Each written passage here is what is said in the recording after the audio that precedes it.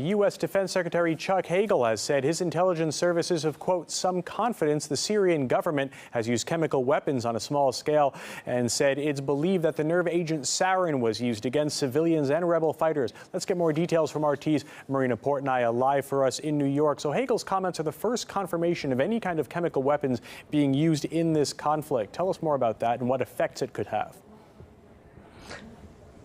Well, while addressing reporters in Abu Dhabi, U.S. Defense Secretary Chuck Hagel said that the White House has informed members of Congress that intelligence officials believe with some degree of varying confidence that Syrian President Bashar al-Assad's government has used chemical weapons against members of the opposition, specifically sarin gas.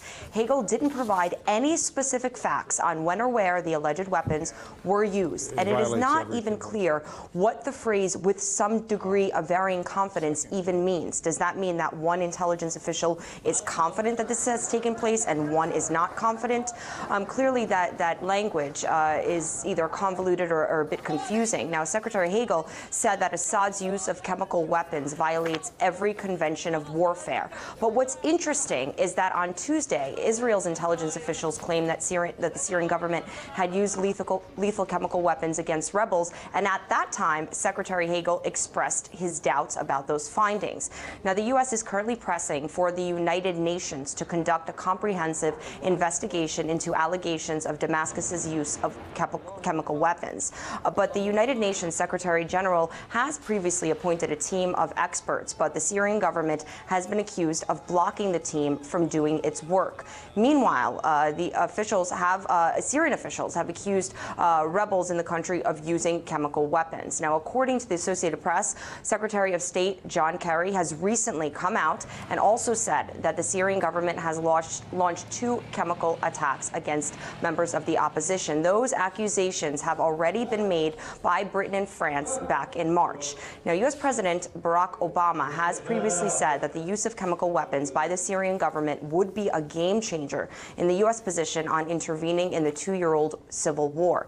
In a letter sent to 2 U.S. senators, a White House legal official did write that the assessment of likely chemical weapons use in Syria will not automatically trigger action, including military intervention. But the official also referred to bad intelligence about weapons of mass destruction in Iraq that led to the U.S. invasion of that country. In that case, the intelligence was proved wrong. Everybody can remember just a decade ago when Colin Powell sat in the chambers of the United Nations Security Council shaking a vial to try to convince the international community to go along with America's invasion into Iraq. And clearly, his claims of Iraq having weapons of mass destruction were proven wrong. But nonetheless, U.S. senators like John McCain are already calling for action. McCain has said that if the U.S. now declines to intervene in Syria, it would send the wrong message to other adversaries in the region. McCain and other Republicans in the U.S. are calling for the establishment of a, quote, safe zone in Syria,